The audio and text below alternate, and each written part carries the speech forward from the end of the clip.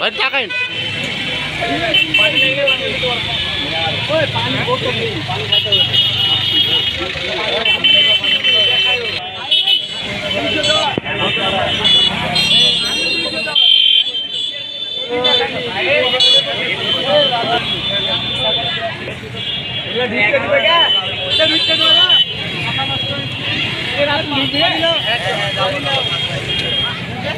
হাত করে নিয়ে ঢুকতে দিবে না কি না না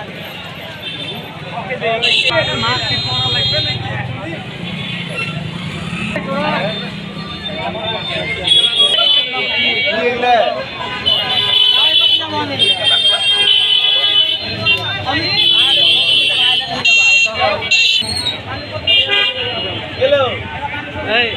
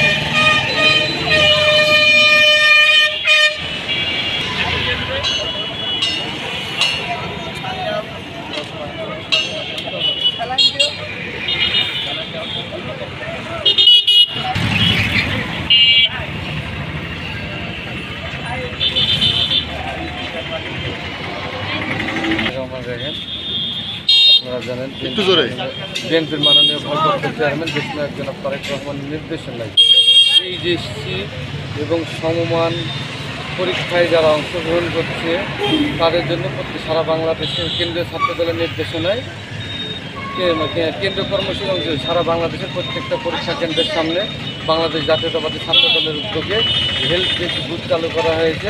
সেখান থেকে পরীক্ষার্থীদের মাঝে পরীক্ষা সামগ্রী বিতরণ করা হয়েছে এবং অভিভাবকদের জন্য বসার সুব্যবস্থা করা হয়েছে। তাদের জন্য বিশুদ্ধ পানি এবং খাবার স্যালাইন বিতরণ করা হচ্ছে।